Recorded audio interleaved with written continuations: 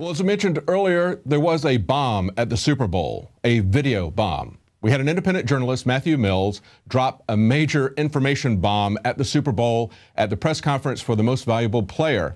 What he did was demonstrate single-handedly how futile, how ineffective the police state, the security state is. And he questioned the narrative, the fundamental idea that it's based on, that we have to do this because of 9/11.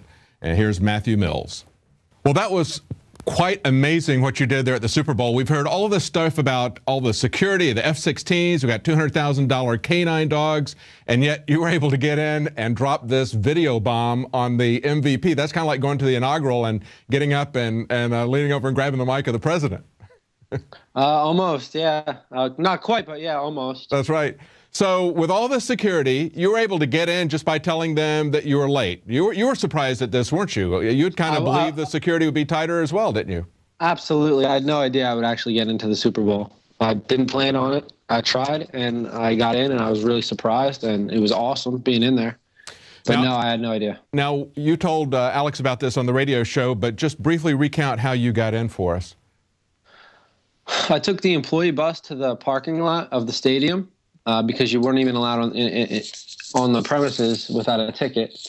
And then I walked in the first gate saying I was an employee. And then there was a metal detector in there. I went through that, and then they had to scan the ticket. They said that you don't have the right pass. I said, I've been taken care of. I got to go. I'm late. And they said, okay. Then I got in. Then I got in the next gate by saying the same thing. And then later in the day, because I was there very early, I left my house at about 6 a.m. that day. And right around 1:30 or so, I was able to use that technique to get into the Super Bowl. It really wasn't hard. I mean, other people could have done it. Mm-hmm. It's basically just shows the lack of real security they have. Absolutely. Their real job is to get people afraid, not to protect people, but to get them afraid.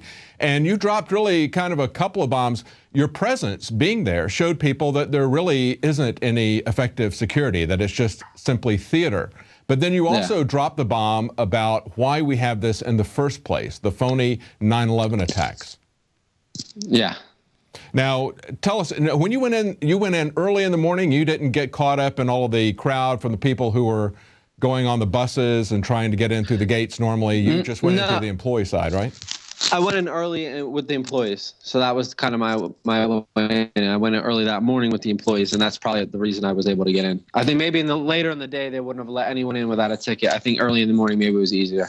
Well, you know, actually, our reporters, Jakari Jackson and his cameraman Josh, I heard about were able to go in. Yeah, they didn't ask them for their ticket either. They were so preoccupied with all this other nonsense that I wonder how many people got into the Super Bowl without paying for a ticket, without even having one. I'm sure someone else could have snuck in easily if I did. Now, honestly, the reason that you said you were going there was because you wanted to talk to people about the Illuminati halftime performances, get their opinion about what they saw last year. And did you talk to them after the halftime? You watched the entire game, right?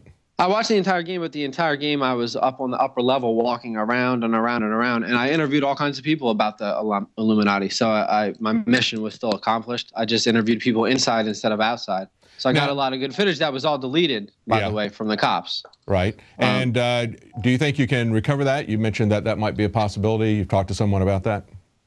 Someone's coming over today, and they're going to take a look at that, and hopefully we'll be able to get that recovered. That's great. Yeah, one of the things that we've looked at is, you know, if you get a service like Ustream, you can live stream that, and even if they confiscate your camera, delete the stuff, if you have one of the packages that they have there, it'll save it up on the cloud. So you're kind of. I think even the free Ustream saves it, if I'm not mistaken. Well, you have to. It'll save it, but you have to.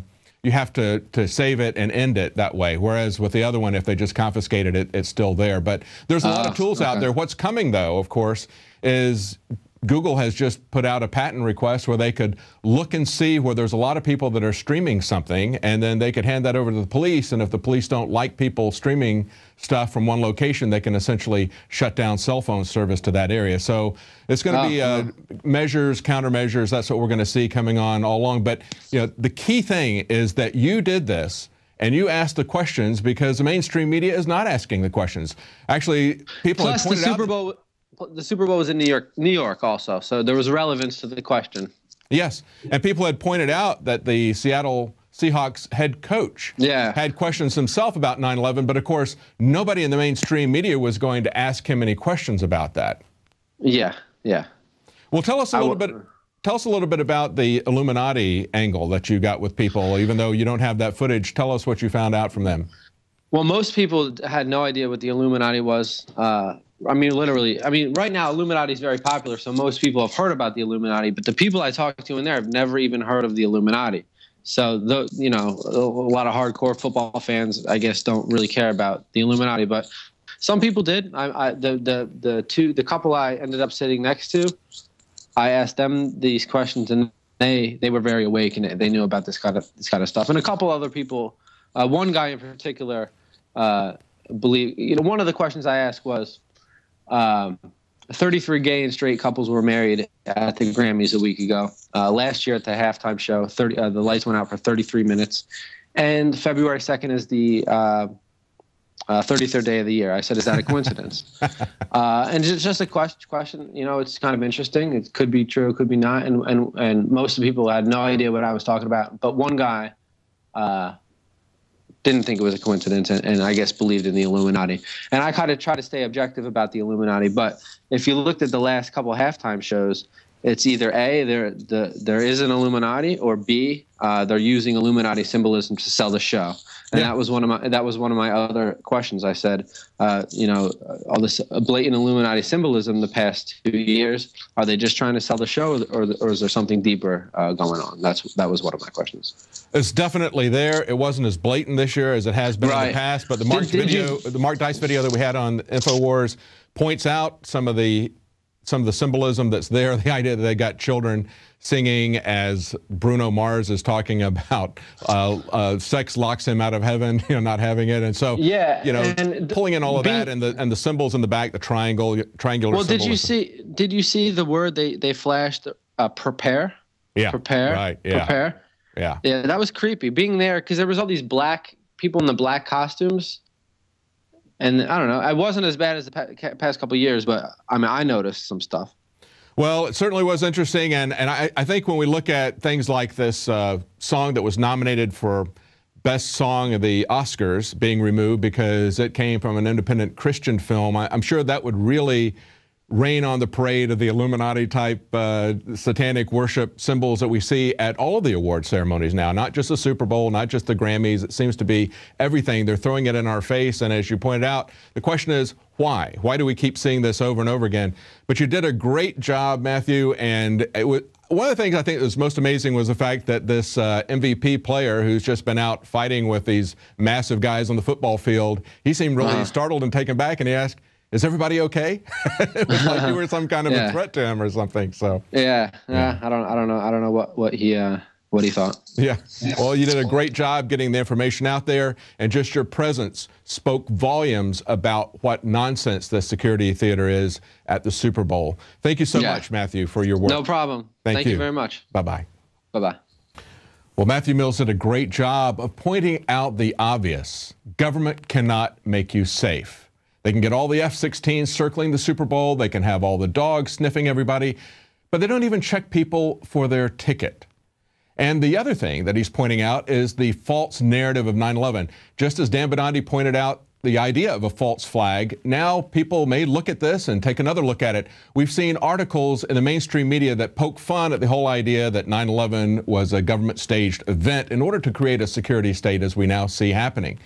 But at the same time, we've seen some of these same articles, even though they will dismiss that as nonsense, they will still talk about, well, it's not as crazy as some people may think because we have this thing called Operation Northwoods, where the government plotted to do exactly that in the early 1960s, using drone planes to fly them into skyscrapers and blame it on terrorist events so they could attack Cuba.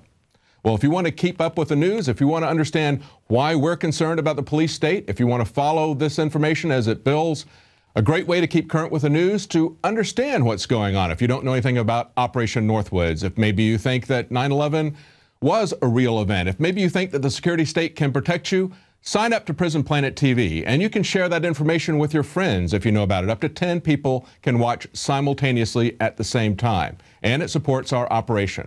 Well, that's it for tonight. We'll be back tomorrow at 7 Central, 8 p.m. Eastern.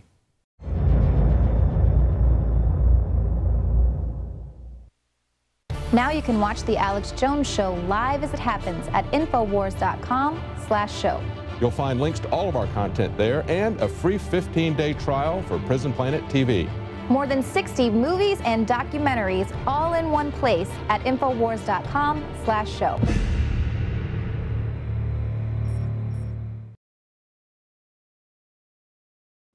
The facts are in.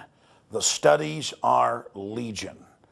Sodium fluoride and other members of the fluorine family that are added to Western water supplies are devastating the health and cognitive ability of the people that drink it.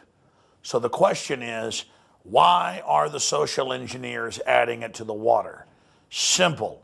Dumb down the host population that the parasitic technocracy is feeding on. We developed Fluoride Shield to be the highest quality, highest standards, because I use it every day and my family uses it every single day. Let's take a closer look at the ingredients that make up this special proprietary formula. Tamarind has been celebrated for its ability to immobilize toxic fluoride residues, while zeolites have a long history of attracting and holding toxic compounds. Enter fulvic acid, an excellent cleansing agent. Then we added the highest quality shilajit, a rare compound that is collected from the high mountains of the Himalayas. We topped it all off with the powerhouse herb cilantro that is intended to mobilize fluoride and other dangerous compounds for removal from the body. And the final touch to energize this formula is our proprietary nascent iodine. And as always, consult your physician as well, because that is important. And finally, Fluoride Shield, Survival Shield, and all the products at InfoWarsLife.com grew out of my quest to try to find the very best compounds from God's cornucopia to protect myself and my family. And from our research, I believe we are bringing you the best, highest quality products. And you have that commitment from Alex Jones and the entire InfoWars crew.